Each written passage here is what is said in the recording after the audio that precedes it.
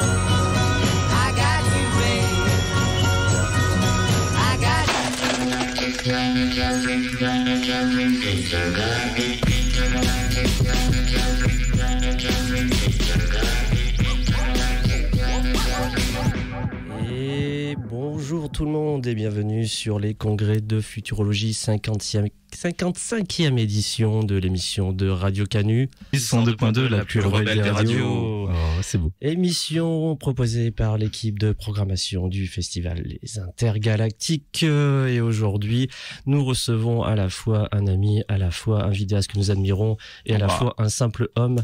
Bolchegeek et Benjamin Patino, on ne sait pas dans quel sens ça va.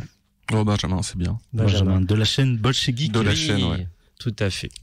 Et aujourd'hui, nous allons parler d'une série qui est sortie, je crois, en novembre dernier, si je me dis pas de bêtises, sur Netflix. On fait beaucoup de trucs Netflix, en fait. Ah ouais, on est des gros fans hardcore de Netflix. Non, mais je m'en suis rendu compte en faisant la com, et je me suis dit, Netflix, ça fait au moins le 6e, 7e truc qu'on fait autour d'une production. Non, on fait des fellations Netflix tous les jours, enfin, toutes les semaines, déjà avec une certaine série que je nommerai pas. Donc, on est des gros Netflix fans, finalement. Alors qu'en vrai, on critique souvent entre nous. Mais de ouf. Et on a le même problème sur la chaîne. Il y a beaucoup de phénomènes culturels qui sont, tu fais du confinement, des nouveaux modes de consommation, tu fais du Netflix ou du Amazon. Mais de ouf, hein. Et donc on va parler de Arcane, série d'animation française d'ailleurs, si j'ai pas fait par un studio français, fait par un studio français, adaptation ou du moins préquel en série du jeu League of Legends. Et voilà, moi j'ai regardé là, donc la semaine dernière pour me mettre à jour et je ne connais rien de League of Legends. Est-ce que tu y as déjà joué toi? Oui, j'y ai joué pas mal. Parce que moi non plus j'ai jamais joué. Ah d'accord. Ouais, je connais un peu. Et en tant que joueur, tu en parlerais comment de l'univers sans penser à la série du tout? Est-ce qu'il y a un lore développé de base, etc.? Alors, à la limite, pour les gens qui connaissent pas, je peux essayer d'expliquer, mais je vais pas expliquer trop le gameplay parce qu'en plus c'est pas important pour la série, mais très vite fait, c'est un jeu très compétitif, c'est en équipe, tu joues à un petit champion et en fait c'est assez incompréhensible si tu joues pas au jeu, quoi. C'est ce qu'on appelle un MOBA, donc tu joues ton petit champion. Et il y a un lore, mais qui est pas hyper important pour le gameplay du jeu. Le principe un peu de l'univers de League of Legends, pour la faire simple, ça serait, en gros, c'est qui le plus fort entre le rhinocéros et un éléphant, quoi. C'est un gros smash. C'est-à-dire qu'ils ont pris plein de personnages d'univers un petit peu différents. C'est justifié par le fait qu'il y a différentes villes. Il y a un peu la ville des paladins, la ville des méchants tyrans. Il y a la ville des ninjas. C'est un peu comme ça. Et c'est un peu genre, tu fais te battre, des ninjas avec des magiciens et des trucs. C'est un peu n'importe quoi. Mais ils ont quand même développé un lore autour de ça pour essayer de rendre ça cohérent. Et du coup, c'est assez intéressant. On en parlera, mais ce qu'a fait comme choix Arcane d'adaptation, parce que justement, c'est pas un lore qui est très forcément intéressant à développer comme ça. D'ailleurs, le principe même du jeu, c'est que t'es censé être je sais plus, ils appellent ça un invocateur, je crois. Et en fait, t'es censé être une espèce de magicien qui contrôle des champions dans une bagarre sur un terrain pour éviter en fait qu'ils se fassent la guerre dans la vraie vie. Ils font une espèce de match de bagarre sur un truc héroïque, un peu héroïque fantasy, avec il y a un dragon, il y a des trucs comme ça, des espèces de petits sbires. C'est un gros phénomène du jeu vidéo, par contre, du compétition, etc. Même si je connais pas le jeu, j'ai pas joué au jeu, je connais le jeu parce que j'ai entendu parler de partout, moi. Ah oui, c'est un des plus gros jeux en e-sport et sur la scène e-sport et sur même en nombre de joueurs, tout simplement. Et alors, sachant que je précise, je connais pas bien les autres jeux qui ont été faits depuis, parce qu'ils ont développé d'autres types de jeux depuis avec le même univers et je les connais assez mal. Donc c'est Riot Games, c'est ça? Riot Games, ouais. On peut parler d'une drogue dangereuse pour les jeunes, oui. Car c'est très addictif. Apparemment, ouais, c'est ce que j'ai cru voir aussi. Je connaissais des gens qui passaient leur journée à faire ça, quoi. Ouais, mais bon, après comme il y a un pas mal d'autres jeux. Mais ouais. Non, en vrai, ça m'a un peu attiré une période. J'ai failli y jouer, et comme je suis pas un énorme gamer, moi, de base, je m'y suis jamais mis. Mais c'est bien resté dans la course, malgré plein d'autres jeux qui sont arrivés, passés par là. Comme qu'est-ce qu'il y a qui a un peu resté comme ça? Il y avait StarCraft pendant un moment, ouais, qui avait aussi une grosse scène e-sport et beaucoup de joueurs, mais ça c'est un petit peu retombé. Faut comprendre que c'est pour les gens qui y jouent pas du tout, que c'est vraiment un jeu compétitif, que en fait tu peux y jouer tout le temps, ils mettent tout le temps des nouveaux persos, ils changent un peu les règles, ils adaptent. C'est pas un jeu que tu payes une fois et tu vas y jouer 3 semaines et arrêter. Faut un peu s'investir, et c'est très sportif. C'est comme aller jouer au foot. Avec tes potes, tu vas jouer à League of Legends, et il y a tout le temps des nouveaux trucs, et c'est constant. D'ailleurs, c'est un jeu gratuit. Enfin, c'est un jeu gratuit, mais où tu peux payer des trucs. Le but, justement, c'est que les gens restent pour payer des trucs. C'est comme ça qu'ils se financent, et ils se financent très très bien. Et pour ça qu'ils ont plein de pognon pour faire plein de trucs, genre des séries Netflix. Mais du coup, est-ce que Arcane est une moins bonne série que Cobra Kai, qui est la meilleure série du monde, tout comme League of Legends est un moins bon jeu que Diablo, n'importe quoi, que Hades? Ah non, c'est pas du tout le même. Enfin, ça ressemble à Hades en termes de comment tu contrôles le personnage. La vue, je sais plus comment on dit, la vue du dessus, mais un peu de biais. Je sais plus comment on dit dans le milieu du jeu vidéo. La 3D isométrique. Dites-le nous sur Twitter. Mais sinon, c'est très différent dans le sens où Hades, c'est vraiment un roguelite, et tu joues tout seul, et là, t'es vraiment avec des gens, et tu fais des matchs, et tu t'insultes tes coéquipiers parce qu'ils sont nuls. C'est plus sociable, et c'est là où, à 30 piges, tu peux te retrouver à t'engueuler avec un gamin de 12 ans, chinois, ou argentin, ou je ne sais. Ah non, parce que t'es pas sur le même serveur, t'es en Europe. C'est européen. Bon, un petit allemand alors. Ouais, voilà, ou un russe. Je sais pas si les Russes non, ils ont peut-être leur propre truc, je sais plus. Ah. Mais les Français, c'est peut-être les pires, je sais pas en fait. Peut-être. J'ai pas dit qu'on était meilleurs là-dessus. Non, mais c'est toujours intéressant, ce truc de communauté. Moi, c'est pas un truc de jeu vidéo en ligne. J'ai jamais été dedans.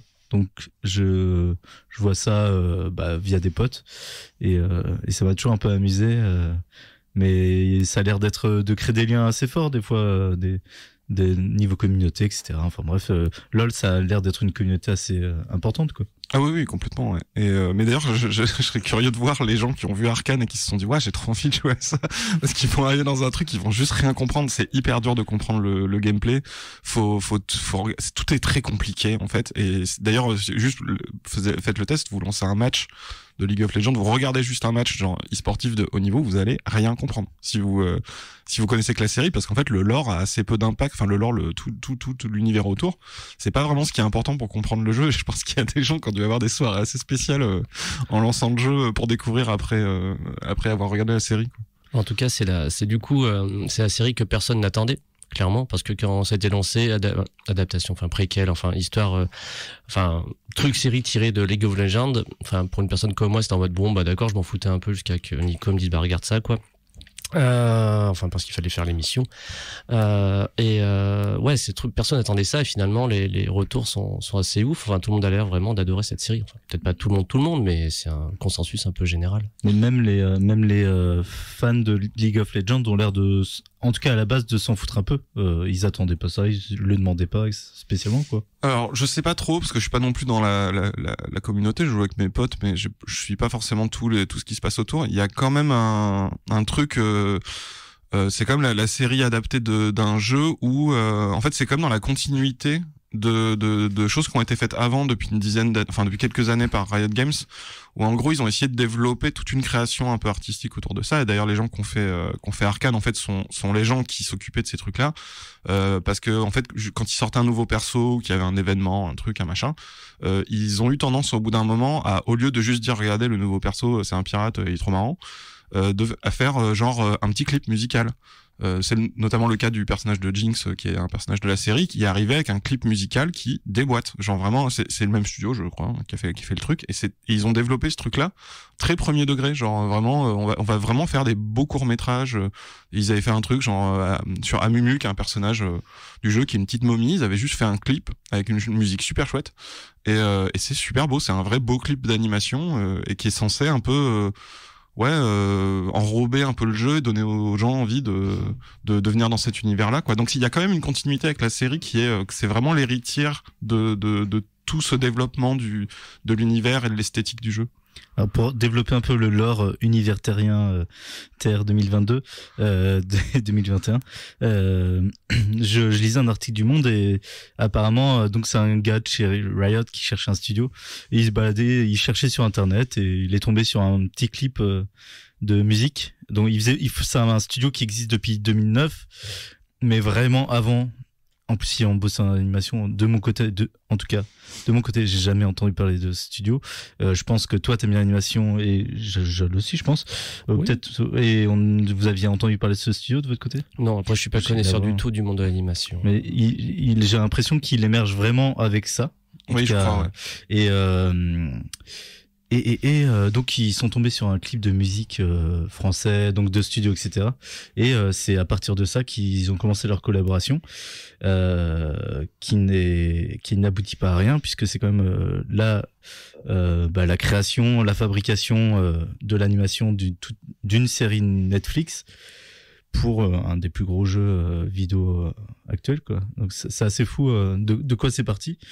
Et j'ai vu qu'ils font beaucoup de clips à la base et ouais, vraiment depuis 2015 vraiment ils s'essayent à des formats longs et séries, mais c'est vraiment un studio qui émerge depuis peu, quoi, depuis 4-5 ans. En fait, ce qui est inattendu, je trouve, et on va y venir parce que j'imagine qu'on va parler de ce qu'il y a dans la série en tant que elle-même, quoi. Mais ce qui est très étonnant, c'est que visuellement c'est hyper beau, mais en fait c'est ce qu'ils faisaient déjà sur les clips de Jinx ou d'autres courts-métrages qu'ils avaient fait comme ça. Et donc c'est pas inattendu que ce soit aussi beau. Juste, je crois qu'ils se sont retrouvés avec un budget c'est un truc genre 60 millions, un truc comme ça. Ils ont dû payer des armées de freelance pour venir grossir le truc parce que c'est pas le même la même échelle, mais bon, enfin voilà, c'est à niveau de ce qu'ils faisaient avant. Par contre, ce qui est étonnant, moi je trouve, c'est à quel point c'est bien. C'est-à-dire que c'est vraiment une surprise. C'est hyper bien écrit, c'est hyper bien fait.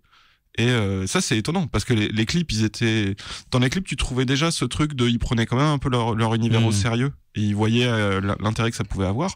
Mais en vrai, t'enlèves le jeu League of Legends, la série Arcane, c'est une pure série d'animation. C'est vraiment hyper bien. Et c'est bon, on peut en parler des heures aussi, mais il y a même en termes de choix narratifs et d'ambition narrative, c'est vraiment surprenant ce qu'ils ont réussi à faire. Et je pense que c'est ça qui a un peu couché tout le monde. C'est que tu lances ça. Moi, je voulais regarder parce que je trouve le visuel super beau et j'aime bien le jeu. On a regardé ça et on se disait, très vite, on s'est dit, mais en fait, c'est pas juste une bonne série League of Legends, c'est vraiment une bonne série tout court. Et ça, je pense que ça a vraiment surpris énormément de gens, quoi, de juste se dire en fait c'est un peu comme genre Pirates des Caraïbes où quand ils font le premier film c'est plus ou moins justifié par le fait que c'est une attraction Disney, quoi. Donc c'est vraiment la pire raison de faire un film, c'est vendre une attraction Disney, c'est vraiment nul. Et en fait c'est un bon film, ils font un bon film de pirates, quoi. Et là c'est un peu le même truc, c'est en fait tu te dis ouais bon c'est une adaptation. En plus les adaptations de jeux c'est un peu maudit parce qu'en général c'est un peu de la merde. Et alors que ce soit League of Legends qui arrive à avoir une bonne adaptation, c'est quand même un peu étonnant parce que c'est pas le truc le plus facile à adapter. Alors qu'adapter un jeu qui est déjà un peu filmique, genre je sais pas un GTA ou un Uncharted ou un truc comme ça, bon tu te dis ouais c'est pas très compliqué, tu reprends l'histoire du jeu, quoi. Là ils ont fait des choix qui font que ils ont compris ce qu'ils pouvaient faire avec cet univers là et ils l'ont fait hyper bien, quoi. C'est vraiment très très surprenant. Ça rappelle un peu aussi Cobra Kai, mais on va pas s'attarder. J'ai toujours pas regardé, faut que tu m'y mettes. Ah. Oula. Quoi? Oula. Dérapage des émotions. T'en as pensé quoi, justement? Non, mais c'est juste pour rebondir sur ce que dit Benjamin. Est-ce que on a des créateurs derrière tout ça? Est-ce qu'on a des noms de gens connus ou pas parce que c'était bien fait? C'est des gens qui avaient entre guillemets une vision de ce qu'ils voulaient faire par rapport à ce lore. Est-ce qu'on connaît qui est derrière ça? C'est des gens qui hors clip, ils ont déjà fait des choses ou bref. Ben moi, je sais que le studio, donc la fabrication, je sais pas s'ils s'occupent de scénario. Ils ont fait des trucs. Alors du coup, 2015, ils ont fait un docu-fiction historique en 3D qui est franchement pas très beau, qui est un peu dégueulasse visuellement. Désolé les gars, mais ça fait animatique de jeux vidéo un peu pourri. Mais après ils ont fait une série Groot et je sais plus comment il s'appelle. Ah ouais, le truc de Gardien de la Galaxie. Ouais, en animation. Là, ça a vraiment plus de gueule. Alors j'ai pas vu la série, j'ai regardé sur leur chaîne YouTube. Ils ont une petite chaîne YouTube, hein, le Fortiche Studio, le nom de la boîte française. Donc Fortiche Studio, ils ont mis une démo de ça. C'est vraiment plutôt sympa. Là, on retrouve déjà un peu plus une patte mélange 2D et 3D qui marche très bien. Et ensuite, il y a ça. Donc, hormis sinon des clips pour Gorillaz notamment, j'ai vu, et d'autres artistes, mais voilà, il y avait plus des clips, des vidéos promotionnelles. J'ai l'impression que là, vraiment, ils arrivent dans le game, qui est un truc assez incroyable, parce que du coup, j'ai adoré moi aussi. J'ai adoré à plusieurs niveaux. Je sais pas ce que t'en penses, toi. Du coup, Julien, tu ne l'as pas dit entre ça qu'on a qu'est-ce que tu en penses? Ce que je pense de la série. Oui. Alors, je suis très dur en ce moment, de toute façon. J'ai beaucoup, comme tu le sais, comme j'arrête pas de le répéter à chaque émission, j'ai beaucoup de mal à regarder des films ou des séries. Je trouve presque tout un peu nul en ce moment. Donc, je suis très, très dur. Où c'est trop long, où ça me saoule. Je suis plus dans les bouquins, faut pas se mentir. Mais toujours est-il que j'ai trouvé énormément de qualité à cette série. Effectivement, elle claque. Elle a aussi des moments assez ouf. Enfin, vraiment j'arrive pas à trouver le mot, mais elle a des. Ouais, t'as des climax vraiment très forts, quoi. Et vraiment de bravoure. Et elle se tient vraiment. Au début, c'était juste l'histoire sur les gamins qui volent le truc. Je fais, mon Dieu, mais ça a duré combien de temps cette histoire? Moi, j'étais déjà dedans. Ouais, j'étais dedans, mais j'étais en mode ah ouais, ok. Mais ouais, ça tient son propos, ça raconte quelque chose, c'est très beau. C'est 9 épisodes, ça va, on nous bassine pas avec je sais pas, une saison de 20 épisodes, de trucs trop lourds à se bouffer. Donc je suis plutôt satisfait, je donne plutôt une note assez correcte à cette série. Et il y a des moments extrêmement touchants et extrêmement bien faits. Et je pense qu'elle a un côté un peu sense of wonder qui fait du bien aussi aujourd'hui et qui s'endort pas trop dans des couloirs de dialogue avant une scène. Je trouve que c'est ça en ce moment, les séries, c'est couloir de dialogue, grosse scène, plein de thunes, etc., d'action, scène de couloir de dialogue, les machinations, etc. Là, ça tient vraiment la route. On parlait de fondation et j'y repense du coup pendant que tu parles. Voilà là, pour une fois, ils nous font pas le coup de. Alors le futur, on est d'accord, c'est pas un futur enviable spécifiquement, et en plus c'est pas un futur dans notre monde non plus. Mais il y a un côté effectivement assez beau, qui cultive un univers très vaste, et on n'est pas dans cette un peu mode post-apo. Après, j'ai trouvé 2-3. Je sais pas si c'est le bon mot, si je vais utiliser trope, je le maîtrise mal ça. Mais enfin, ça rappelle 2-3 choses, notamment le personnage de Jinx. Je me dis, tiens, ils nous font une Harley Quinn bis. Ah oui, totalement. Bonjour Harley Quinn. Mais dans le bon sens, ça c'est plutôt dans le bon sens. Ça mixe assez bien beaucoup de choses entre un côté cyberpunk, le côté fantasy, et les exosquelettes, etc. Il y a plutôt de l'idée, et ça reste une histoire assez simple, mais qui est plutôt bien raconté. Mais en plus les histoires les plus simples, parce qu'en fait là c'est faussement simple et simplement compliqué. Je sais pas comment. C'est pas du Nolan qui fait un truc simple et qui essaye de faire. Regardez, c'est compliqué. Alors que c'est complexe quoi. Et là c'est intelligemment fait. Mais c'est une logique. Enfin, je trouve que ça trouve un bon équilibre là-dessus, effectivement. En tout cas, ok. C'est un des meilleurs trucs que j'ai vu depuis quelques temps. Surtout en adaptation Netflix. Alors, je sais pas, il y a eu Cowboy Bebop. Là, j'ai pas osé regarder. Franchement, n'essayez pas. Et alors que là, ils avaient quand même un peu de l'or entre les mains, etc. Et en fait, ils réussissent de mon point de vue, un peu à pourrir ça parce je sais pas, ils comprennent pas comment en faire quelque chose de bien. En tout cas, j'avais un peu peur, j'appréhendais vachement. J'ai pas joué à LOL. Un peu comme ça, je m'en foutais. Mais effectivement, les visuels m'ont attiré et ça m'a poussé à regarder les premiers épisodes et à dire à Gel après, non, regarde maintenant. C'est un bon sujet. Bien. Moi, je fonctionne à la recommandation maintenant. Et du coup, on peut parler un peu des personnages, on peut parler des points forts, on peut parler de plein de choses, mais sur l'aspect personnage, justement, Jinx et Harley Quinn, en fait, c'est ça qui est bien, et c'est intéressant sur justement le principe d'adaptation je vais essayer de mettre plusieurs choses ensemble. Ouais. Si j'ai bien compris, la personne qui est en dehors du studio, qui est responsable un peu de ça, il me semble qu'il est allemand, j'ai plus son nom, qui est en fait la personne qui est arrivée à Riot pour faire de la direction artistique. C'est-à-dire que lui, il est pas là pour faire que dans le jeu il y a une nouvelle épée ou je sais pas quoi, tu vois, c'est pas son problème. Lui, il est là pour développer l'aspect artistique du truc. Et l'aspect artistique qui est annexe au jeu, en fait. Et du coup, il se retrouve à carrément faire une série. Il se trouve que manifestement, c'est un très très bon showrunner. Je sais pas s'il est considéré comme showrunner sur la série, mais il a compris quel est l'intérêt d'adapter ça. Parce que par exemple, Cowboy Bebop, t'as de l'or entre les mains, mais quel est l'intérêt de faire un live action de Cowboy Bebop, en fait? Alors, moi, j'ai pas vu la série, mais j'ai l'impression que personne n'a compris trop l'intérêt de faire ça, en fait. La série est géniale. C'est une copie de Disney qui fait des live action de ses films. Enfin, voilà, ses propres films, je pense, un truc comme ça, c'est un peu à la mode et il essaye de surfer dessus. Il tente, voir si ça fonctionne. Quel est l'intérêt, quoi? C'est ça le truc. Et en fait, lui, et le studio, ils ont compris l'intérêt de ce truc-là. Et franchement, c'était pas gagné parce que justement, l'univers est un petit peu bordélique. C'est vraiment un smash. C'est-à-dire que quand Harley Quinn, elle sort dans le jeu avec son clip, quand Jinx, elle sort justement. En fait, c'est Harley Quinn. C'est-à-dire que c'est vraiment, et c'est plus ou moins assumé. Tous les persos fonctionnent comme ça. C'est-à-dire que comme c'est un gros smash, les mecs, alors t'as des trucs plus génériques, genre le paladin, le pirate, le gros bœuf avec une hache, des trucs qui décapitent les gens. Enfin, il y a un petit peu de tout. Il y a le pharaon, ils vont piocher partout. Mais il y en a, c'est très spécifique, genre vraiment Jinx, c'est vraiment Harley Quinn. Je sais pas comment il s'appelle le personnage. Il y a un personnage, on dirait Blade, t'as plein de trucs comme ça. Et même des fois, genre par exemple Echo, qui est un des personnages de la série. Moi, je suis à peu près persuadé que quand ils ont fait ce personnage, ils sont inspirés du jeu Transistor, parce que il est sorti un petit peu après et ça ressemble. Et en fait, c'est complètement assumé ce truc de CD. En fait, c'est des versions des contrefaçons de trucs qui existent, soit d'archétypes, soit de personnages vraiment existants. Et l'intérêt, c'est justement dans ton jeu d'avoir une Harley Quinn. Et c'est tout l'intérêt du personnage de Jinx dans le jeu. Mais du coup, qu'est-ce que tu fais avec ça quand tu dois faire une vraie fiction? C'est-à-dire que tu fais, en fait, c'est Harley Quinn, donc qu'est-ce que je vais raconter de plus que dans Batman, en fait? Et eux, ils ont compris. C'est-à-dire qu'ils savent ce qu'ils font avec ce personnage. Alors, tu reconnais toujours que c'est un genre de Harley Quinn, mais ils l'ont complètement justifié.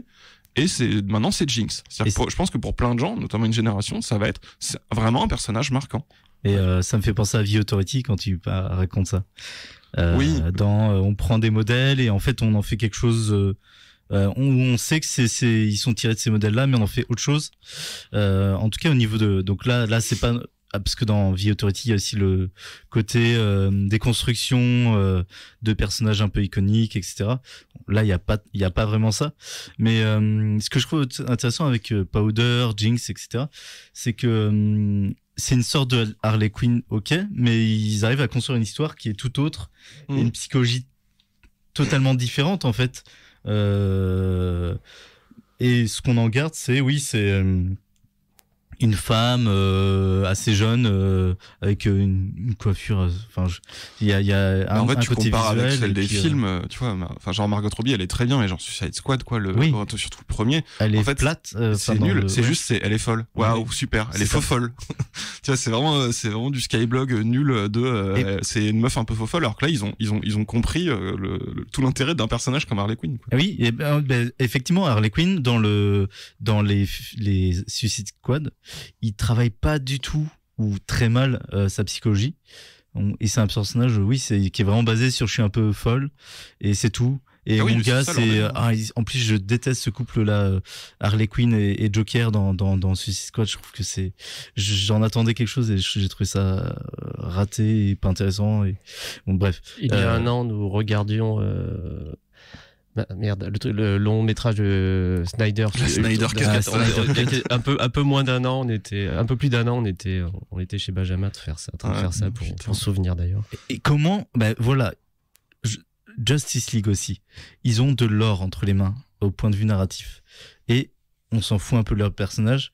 Et quand on voit une série comme Arcane où on découvre ces personnages, on part de rien, ils arrivent autant à mettre de choses, remplir ça de choses riches et à nous y attacher en 9 épisodes. Ouais, je me dis que oui, là il y a du talent et effectivement tout ce qu'on a pu déplorer, ou en tout cas tout ce que j'ai pu déplorer de mon côté dans le manque de dans ce côté plat et un peu on s'en fout de Justice League, là on le retrouve pas et on voit les bons choix en fait.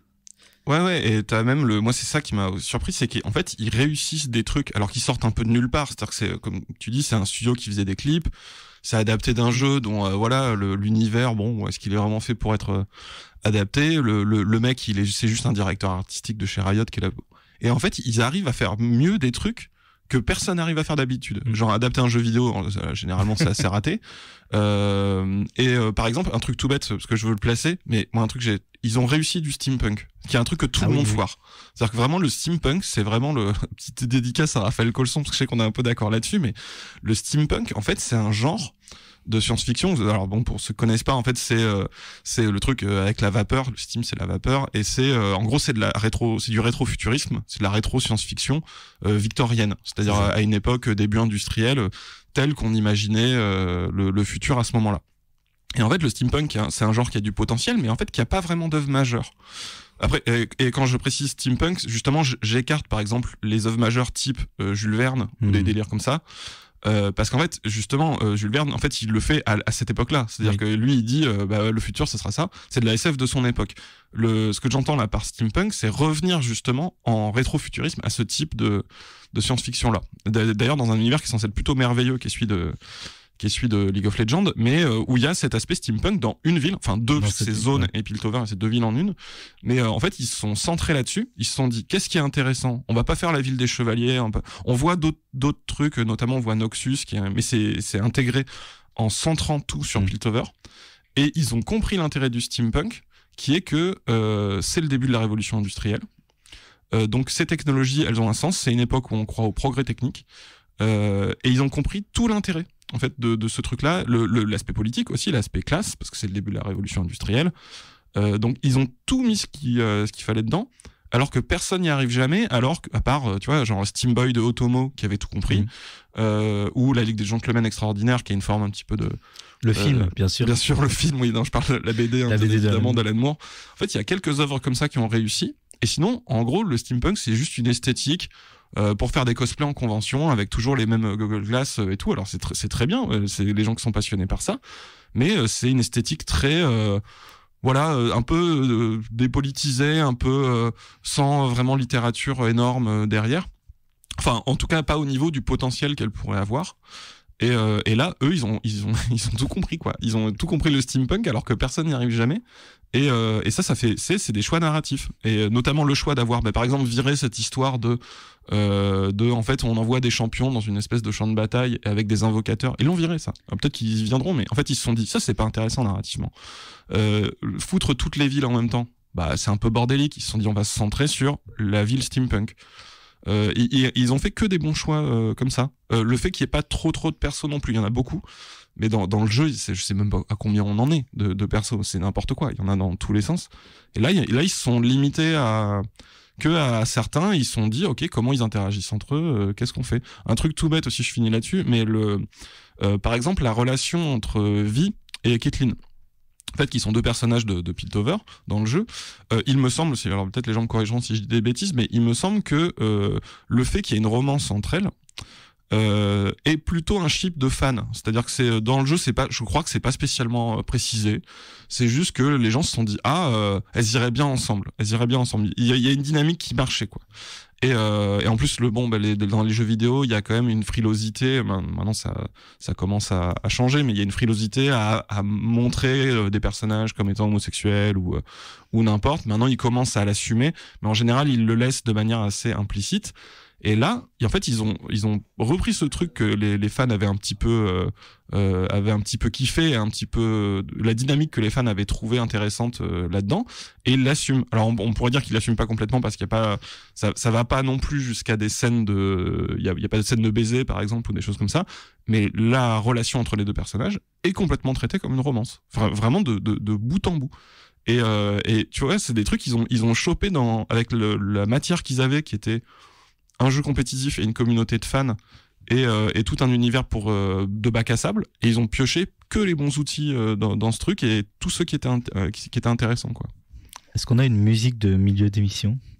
Si vous voulez, je peux mettre. Est-ce que ça peut ne pas être Imagine Dragon, parce que par contre c'est un des trucs j'en peux plus. Moi j'ai mis au début. Elle est au début déjà. J'ai mis la version pas la longue version.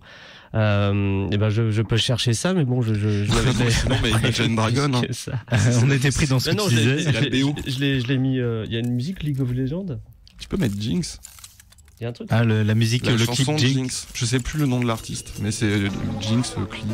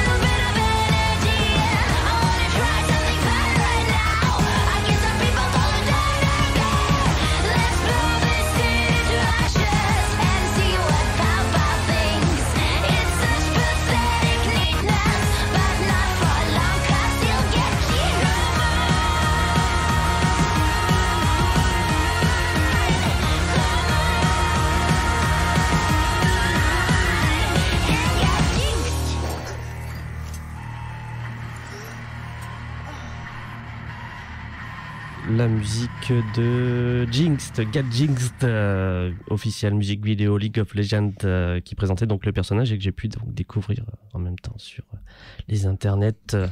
C'est vrai que c'est beau, il faut le dire, on l'a dit vite fait, mais c'est beau quand même, cette série aussi. C'est trop beau. Ouais. Je m'attendais pas à ce que ce soit si joli et tout, et du coup, alors moi en prod, mais bossé un peu en animation, je me rends compte à quel point c'est chargé de choses et ça coûte cher. Ça coûte très cher.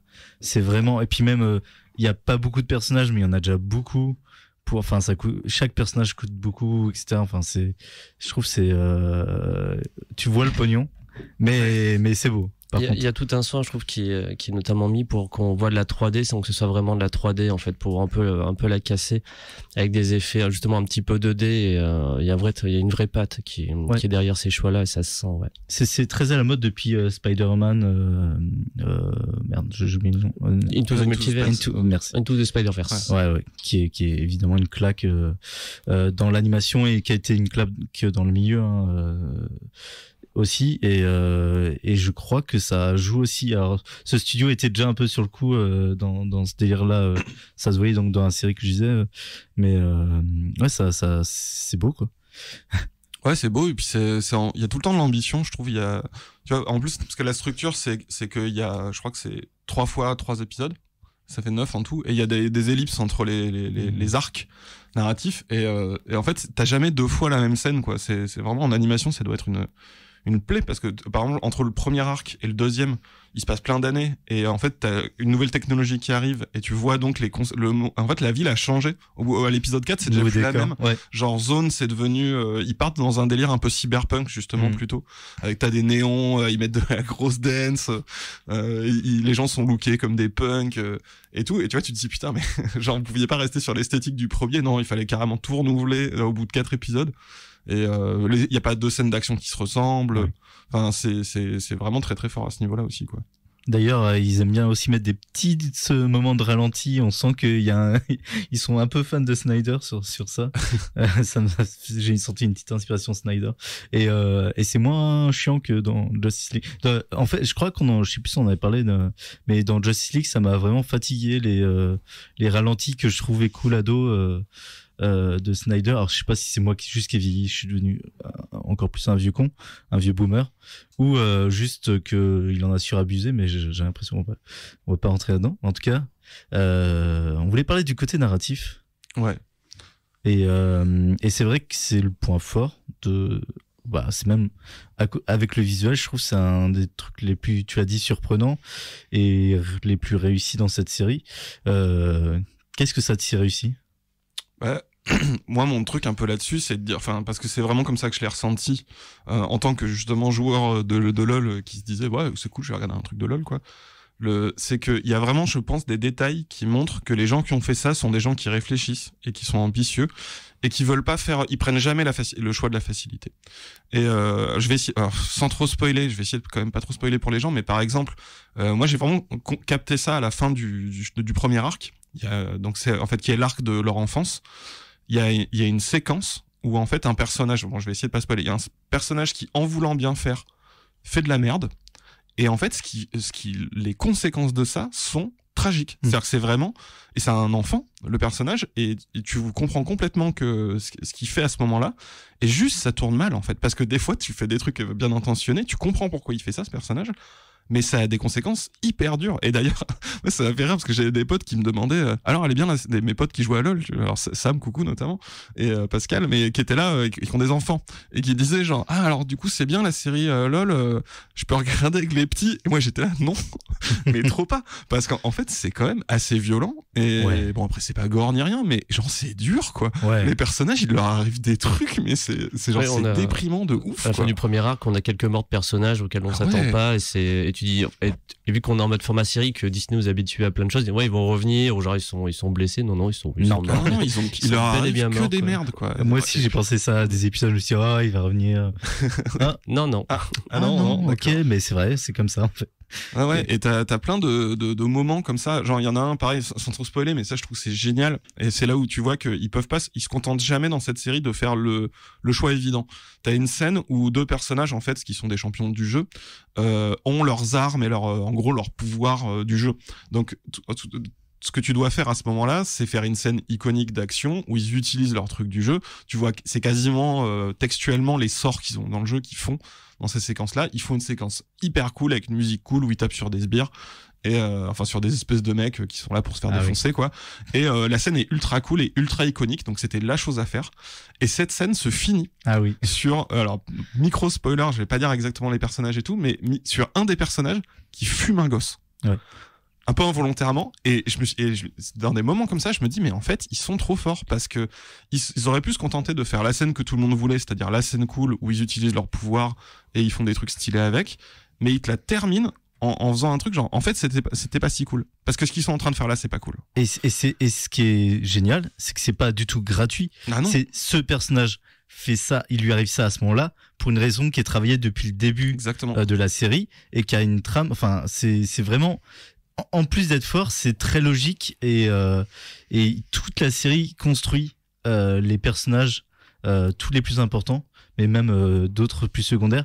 Elle les construit de manière narrative sur des bases hyper solides et avec une vraie évolution, ce qui fait que déjà personne est bon ou mauvais dedans. Exactement. Totalement, mais vraiment d'une manière que j'ai rarement vue dans une série. Et même quand on pense, et je pense, pour en penser à un personnage, quand on pense qu'un personnage est un peu archétypal, etc., mais pas du tout en fait. Pas du tout, et on sait jamais vraiment à quoi s'attendre. Et pas dans le juste est-ce qu'il va trahir, non, juste les personnages sont d'une très belle complexité, d'une simple et belle complexité, et je sais pas, moi ça m'a impressionné à ce niveau-là, et vraiment la construction des personnages est folle à ce niveau. Et nous, enfin, c'est un truc on l'a déjà dit plein de fois sur la chaîne, c'est un truc qu'on essaie de faire revenir un peu souvent, c'est ce truc de construction matérialiste en fait des personnages, pour faire le vieux marxiste de base, mais en fait il y a un vrai truc, on en a parlé sur la chaîne pour notamment Miyazaki, nous on trouve qu'il fait ça, le bossu de Notre-Dame de Disney, il y a un truc un peu comme ça. En fait tous les personnages ne sont que le produit de leur relation entre eux, et en fait ils ne font jamais rien qui n'est pas justifié par qui ils sont. Alors ça peut paraître enfoncer une porte ouverte, mais en fait c'est-à-dire qu'ils font toujours ce qu'ils sont censés faire, étant donné leur position sociale, leur position dans le récit, et ils sont tous sincères. Par exemple, tu prends par exemple le personnage de Jace, qui est un peu le beau gosse brillant, qui veut grâce à la technologie sauver tout le monde, qui est un truc très très justement victorien. En fait, Jace il fait de la merde des fois, mais quand il fait de la merde, à aucun moment la série ne sous-entend que en fait il ne croit pas à son truc. Jace il est vraiment persuadé qu'avec la technologie, il va améliorer le monde. Alors des fois, il en profite, des fois, il fait des trucs il vire un peu autoritaire, bizarre, mais en fait, tu comprends pourquoi il fait ça, parce qu'il croit vraiment à ce truc-là. Victor, le personnage de Victor, je trouve, est brillantissime.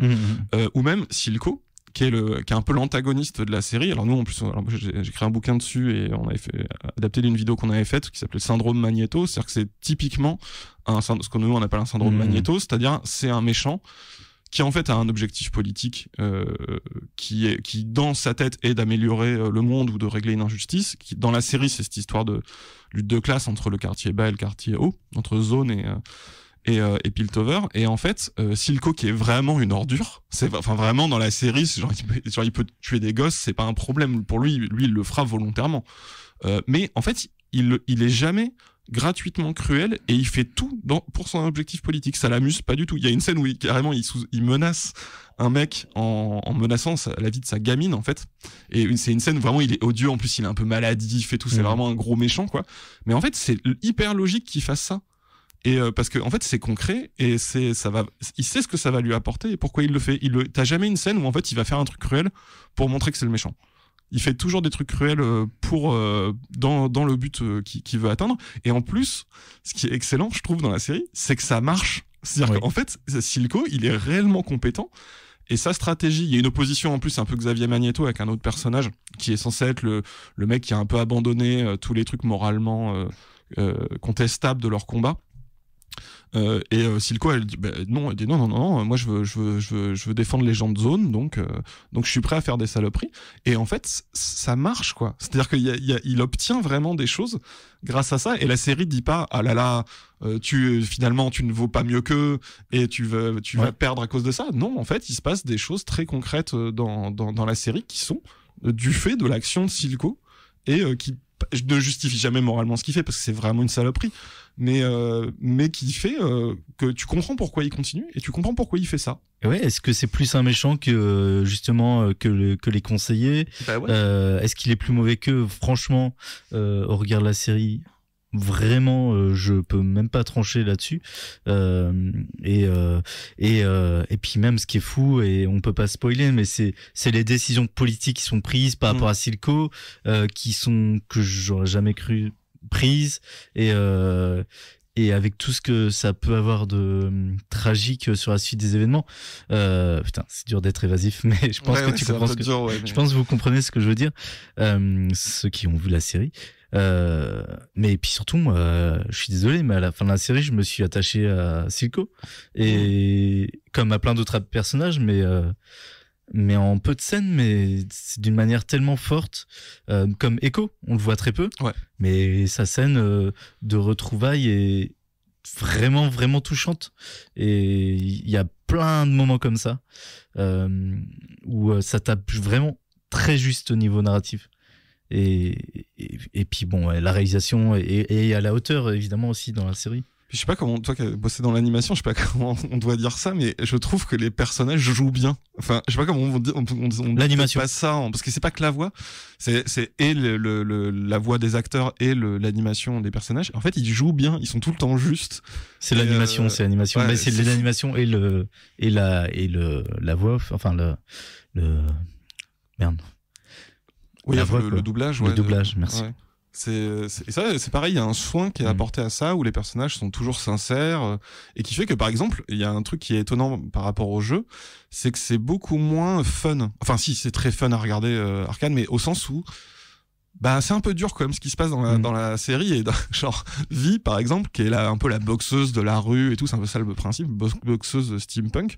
Dans le jeu, c'est un peu genre en fait tu tauntes les adversaires, tu vois, c'est genre les personnages ils sortent des petites répliques en disant je vais te casser la gueule, trop marrant et tout. Et alors bon, tu sais qu'il y a elles ont ce lore derrière, mais c'est quand même plutôt un jeu amusant. League of Legends, ça tu tapes des petits mignons et pour toucher de l'or et c'est pas violent quand tu tues les autres personnages, ils respawnent derrière.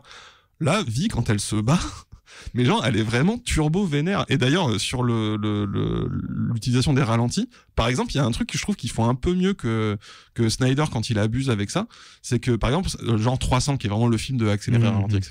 Alors c'est son esthétique, c'est très bien, mais par exemple dans 300 tout fait un peu numérique, et c'est-à-dire que tu vois ils font un ralenti, ils plantent une lance dans un mec, t'as l'impression que le mec est en beurre quoi. Enfin il y a pas vraiment d'impact, tout est dans les films de super-héros maintenant ils mettent toujours des espèces d'aliens sur lesquels ils vont taper, donc tu crois pas à la réalité en fait, cette espèce de masse de mecs en numérique. Là Vi quand elle fait un ralenti et qu'elle met une droite à un perso, t'as mal pour le perso, il y a un vrai impact et tu sens que il y a même un truc émotionnel derrière, c'est que genre sur cette scène elle est vénère. Donc, quand elle lui met une droite, c'est une façon de la caractériser aussi. L'action caractérise aussi les personnages, la façon qu'ils ont de. Jace se bat pas comme Vi, par exemple. Ils ont pas du tout la même approche de cette chose-là. Jinx, bien sûr, c'est pareil. Elle bouge d'une certaine façon. Ouais. Enfin, c'est vraiment intéressant. La confrontation Vi et Echo, pareil, elle est géniale parce qu'il y a un enjeu émotionnel, il y a un enjeu entre les deux personnages qui se connaissent et tout, et ils passent par la façon qu'ils ont de se confronter en fait. Et une confrontation qui est effectivement éminemment aussi politique, parce que t'en as parlé, tu l'as évoqué, c'est une série qui est très basée aussi sur ça, sur les rapports de classe, sur la construction politique d'une cité, de citoyens, etc. Et c'est un des gros axes de cette série, c'est notre rapport, limite de chaque citoyen, à notre implication dans la politique d'une politique de notre ville, et enfin de leur ville. Et comment tu l'as ressenti toi à ce niveau-là? C'est une question qui t'intéresse. Oui, bien sûr. Enfin, après, c'est pareil. En fait, c'est tellement évident. En plus, je sais qu'ils en parlent un peu en interview, mais c'est même matérialisé le truc de classe là-dedans. Mais effectivement, c'est fait d'un point de vue où, en fait, c'est des rapports de force entre des forces en présence. Et c'est pas juste qu'il y a des gens qui sont gentils ou des gens qui sont méchants. C'est-à-dire qu'en fait, cette ville, elle a une histoire. Je crois que c'est une histoire ils avaient des mines ou je sais plus quoi. Et en fait, les gens de zone, en fait, c'est les gens c'était les prolos, en fait, qui bossaient dans les mines. Et je crois qu'il y en a plus. C'est un délire un peu comme ça. Et en fait, tu sens qu'ils sont tous pris dans ces rapports-là et qui sont à leur place et ils agissent comme ce qu'ils sont socialement, qui sont dans cet univers-là. Et du coup, ça rend la série, je trouve, d'autant plus forte. Et c'est pas juste pour l'aspect politique, c'est que même narrativement, c'est intéressant. Parce que du coup, t'as de la peine pour eux. C'est-à-dire qu'en fait, le fait qu'ils se battent les uns contre les autres, c'est tragique, en fait, parce que tu te dis, bah non, en fait, il y a plein de gens bien qui se battent entre eux dans cette série. Ils veulent tous bien faire, quoi. Genre, par exemple, il y a Caitlyn, le personnage de Caitlyn, qui est la petite bourge de Piltover, qui est flic. En fait, elle essaie tout le temps de faire des trucs, mais en fait, elle fait des trucs de petite bourge qui essaie d'aider des pauvres et qui croit quand même un tout petit peu à l'institution policière, alors que c'est très clair dans la série, parce que tu sens que si c'est une série, nous on a déjà documenté le truc un petit peu il y a un regain du truc lutte de classe, mais t'as même là le côté, c'est quoi la police quoi dans Arcane, c'est-à-dire que je crois que c'est les Peacemakers ou je sais plus comment ils s'appellent, c'est clairement ils sont là pour aller taper les pauvres du quartier des pauvres quoi, et pour protéger les bourges de la ville des bourges quoi. Et enfin il y a vraiment un truc comme ça, et elle croit que c'est pas vraiment ça le rôle de la police et qu'il faut arrêter les méchants et tout, et du coup elle est un peu toute seule parce qu'elle est un peu naïve. Et pareil sur le fait que les scènes d'action caractérisent les personnages, qui est un truc moi en tant que fan de films d'action et de bagarre j'apprécie énormément.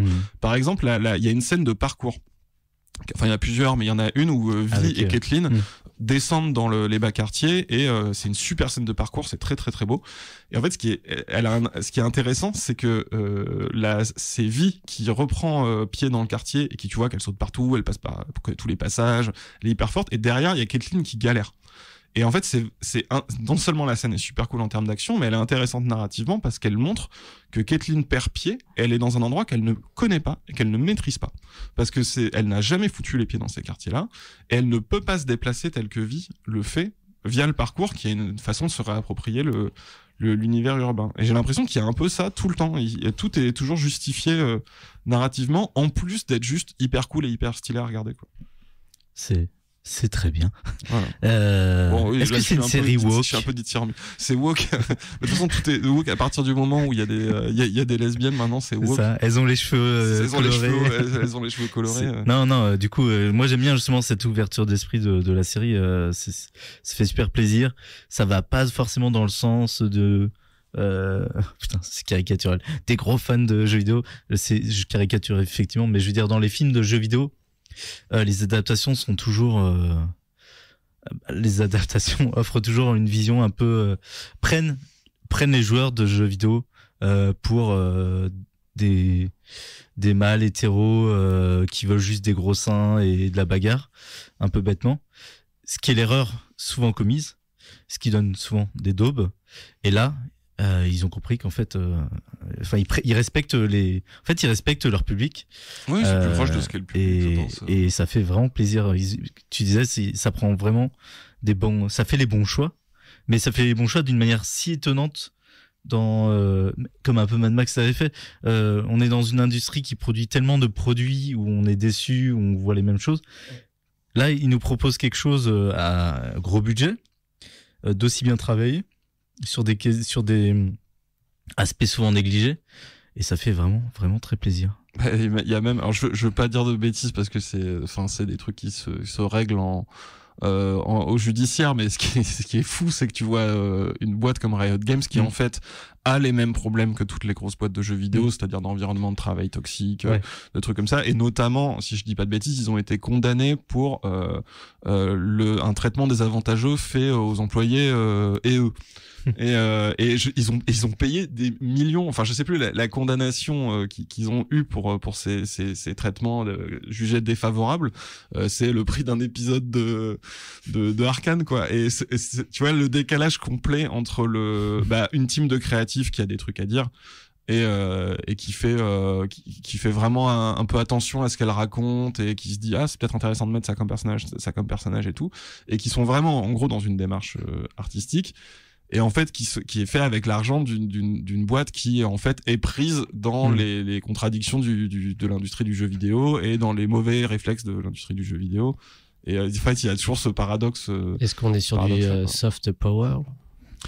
Je sais pas, parce que moi j'aurais tendance à penser que déjà en fait c'est pas les mêmes personnes et que les boîtes sont pas des monolithes, c'est-à-dire que les gens qui créent des environnements de travail toxiques le font d'ailleurs peut-être même pas volontairement, et juste c'est comme ça c'est un problème qui est général dans l'industrie, c'est pas deux mecs méchants à Riot Games, quoi, c'est vraiment un problème structurel. Et en fait, c'est pas les mêmes personnes que ces managers-là, que les gens qui font la série. Ouais, après, moi, effectivement, je trouve ça hypocrite que des gens qui n'appliquent pas chez eux ce qu'ils défendent dans les séries qu'ils financent, mais en même temps, ça leur va très bien parce que voilà, peut-être justement, comme tu dis, c'est du soft power, ça leur donne une bonne image. Et tout. En fait, je suis pas sûr qu'ils poussent tellement à ça, c'est juste qu'ils ont rien contre, ça leur va très bien de passer pour des chevaliers blancs. C'est comme Quantic Dream, le truc de David Cage, où en fait David Cage il fait des jeux genre pour dire mon jeu c'est des androïdes, et la question c'est peut-être les androïdes c'est des esclaves, et peut-être que au fond d'eux ça serait quelqu'un d'humain, et en fait il faut pas le traiter mal l'androïde, car finalement qu'est-ce que c'est l'humanité, enfin truc comme ça. Et à côté de ça ils traitent leurs employés comme de la merde. Tu te dis bon, là c'est la même personne, là ça devient ridicule, c'est-à-dire que le type est capable d'imaginer que peut-être les robots faudrait bien les traiter, par contre un être humain devant lui le traite comme une merde, c'est pas. Et encore une fois, c'est des gens qui ont été qui ont été condamnés pour ça et tout, donc c'est public, les gens le savent, et tu te dis mais en fait du coup qu'est-ce que tu vas donner des leçons dans tes œuvres, quoi. Mais là, c'est les mêmes personnes directement. Donc, l'hypocrisie me paraît plus évidente que quand c'est un département créatif et versus le management des ressources humaines d'une énorme boîte où je sais pas combien ils sont, quoi. Mais c'est quand même Riot Games qui fait de la lutte des classes. Mais oui, voilà, mais même là-dessus, tu dis, je sais pas comment ils traitent les syndicats à Riot Games, mais bon, vu ce qui commençait dans le jeu vidéo, à mon avis, c'est pas exactement le même propos que la série, quoi. Et c'est carrément rigolo quand c'est aussi loupé, dans le sens où je reviens sur Disney qui refait ses films d'autres fois d'animation en film live action et qui essaie d'y mettre un tas de nouvelles choses dedans à la mode, pas à la mode, c'est pas ce que je veux dire, mais essaye de se mettre au goût du jour entre guillemets avec justement sur les questions de l'homosexualité, du féminisme, etc. Mais le font extrêmement mal, quoi. De manière assez superficielle. Oui, puis voilà, enfin, se prend les pieds dans le tapis et et c'est très superficiel, c'est le mot, effectivement. Et est-ce que sur votre chaîne il y a une nouveauté à découvrir? Je pose la question très innocemment. On a sorti, je sais pas quand, il y a une semaine, on a sorti une vidéo sur Squid Game de 1h10. C'est très original comme sujet. C'est Netflix. On n'en a jamais parlé. Voilà, non, jamais. Je sais pas si vous connaissez. Non. Personne n'en a parlé comme vous. On a quand même essayé d'aborder des aspects qu'on n'avait pas trop trouvé ailleurs, ou en tout cas pas comme ça. Ouais, vraiment. Donc regardez cette vidéo. C'est un peu plus long qu'un épisode d'Arcane, mais c'est autant à regarder. Et c'est pas sur Netflix, c'est sur une plateforme qui elle est totalement éthique. C'est ça, qui s'appelle YouTube. YouTube. Donc écoute, au plaisir de voir ta vidéo, et bon, moi j'ai déjà vu. N'hésitez pas à aller la regarder, elle est bien, et au plaisir d'en découvrir plein d'autres. Est-ce qu'on a des actualités, nous? Plein la semaine, mais j'ai pas détaillé là, surtout la radio, ça sert à rien. Allez sur le site des Intergalactiques, il y a tout. Oui, 56. Il y a tout le temps plein de trucs. Ouais. Oui, c'est vrai, c'est un peu constant. Et non, moi c'était quelles sont tes futures actualités? Tu travailles sur quoi, Benjamin, là, qui arrive? Alors là, c'est un peu compliqué parce qu'il y a des trucs, je sais pas ce que j'ai trop le droit de dire ou ce qui va se faire ou quoi. On va continuer les vidéos sur la chaîne. Prochaine vidéo, on n'a pas encore décidé, mais ça sera peut-être un truc plus léger parce que sur Squid Game, on a refait un truc encore un petit peu lourd. Donc ce sera sans doute sur un sujet un petit peu léger. Unboxing. Un unboxing très probablement un unboxing de Squid Game aussi. Je termine un bouquin aussi sur le syndrome Magneto mais comme je l'ai pas tout à fait, c'est pas encore tout à fait fini, il y a encore du boulot dessus pour passer dessus, je sais pas, peux pas vous dire quand ça sort. Ah mais t'as bien avancé dessus du coup si tu termines. Ouais, cool. C'est sûr que ça va arriver, hein. On aura probablement un nouveau format plus court aussi, où d'ailleurs j'aimerais bien parler d'Arcane, je sais pas si on le fera, mais on parlera d'Arcane, et qui sera pas sur notre chaîne, qui sera sur une autre chaîne, mais je pense que je peux pas encore dire où. Et mais un format qui traiterait quel angle, si tu peux le dire? Un peu les mêmes angles que de la chaîne, mais plutôt sur un format de 15 minutes, avec plus de facecam, plus généraliste, parce que c'est pour un autre média, donc ça sera un petit peu moins perché, je pense, que ce qu'on essaie de faire sur la chaîne, où on essaie de faire des montages un peu différents, et voilà, ça sera peut-être plus une émission standard, mais toujours avec nos angles, parler de phénomènes de phénomènes culturels et artistiques, avec un angle toujours en recontextualisant, en parlant de ce que ça dit de la société, ce que ça dit de nos imaginaires, de nous. D'accord. Tout ça, quoi. La petite voix aussi qui participe. Alors, elle sera pas, on l'entendra pas, la petite voix. Enfin, je pense pas, à part si on modifie le truc. Mais ouais, elle est toujours là à l'écriture, à vérifier que mes blagues sont pas trop nulles, et à tout checker, puis à produire, quoi. Bah, trop cool. Est-ce qu'il y a du Twitch de prévu? Non. Ah oui, c'est vrai que tu devais en faire cette année. Non, je pense que j'en parlerai publiquement une fois, mais non, il y a pas de Twitch de prévu. Là, ça devient vraiment compliqué d'en faire dans les médias. Tout ça, ouais. Carrément. Eh on va pouvoir terminer là-dessus, puisqu'on touche tranquillement les 18h. Et oui, merci Benjamin de nous avoir accompagnés aujourd'hui, donc sur Radio Canu 102.2, la plus rebelle des radios. On se retrouve la semaine prochaine et qu'on ne sait pas quoi, comme toujours, pour changer. Puis on aura tout un tas d'autres programmes aussi qui continueront. Ça ne s'arrêtera jamais jusqu'en mars. Normalement, Je pense que je calme le jeu parce que la préparation du festival approche et ça devient vraiment violent là, de jour en jour. Donc je pense que je m'arrêterai sur la dernière semaine de mars. On fera Radio Canus, ce sera cool, mais les Twitch et les émissions, les trucs en ligne, ce sera fini pour 1 mois et demi, je pense, vraiment. Et voilà, tout simplement. Et GG Easy, comme on dit dans League of Legends.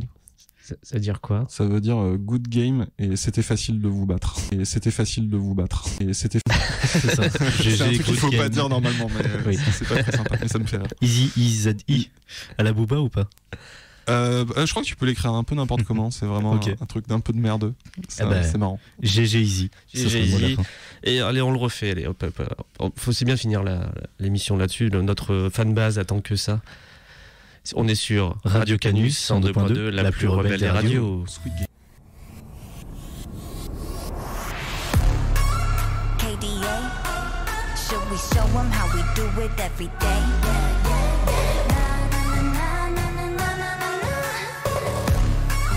Let's get it. Kali that girl, Kali go girl, Kali gon' stop, Kali gon' skirt, Kali got a job, Kali got a word. 뜨거워 언제나 don't get burned. 넘쳐 흘러 물든 a buffet, 죽여주잖아 like a buffet. 누가 감히 on my outfit, 이건 문 열지 마, that's a rough day. I'm giving you more cause I'm greater than. 필요 없는 시험들 다 뿐이미, but all of my numbers are talking back. 부르마 on message monopoly. 눈종이 돈이 나 remoney 필요 없대. 너네들이 만든 돈들 go get it, go get it, go get it. 더 미션 눈을 못대 못해 그래 너도 get it cause I got it different. All I'll ever know is life upon the throne. 시작하면 끝을 보는 거야. You want more? No, I got it so deep down. You look like you could use some more. No, I got it, never running low. Yeah, I got more than enough, let it up and away. You know I got it like bum bum, blow your mind. Never giving less, and it's how it'll stay.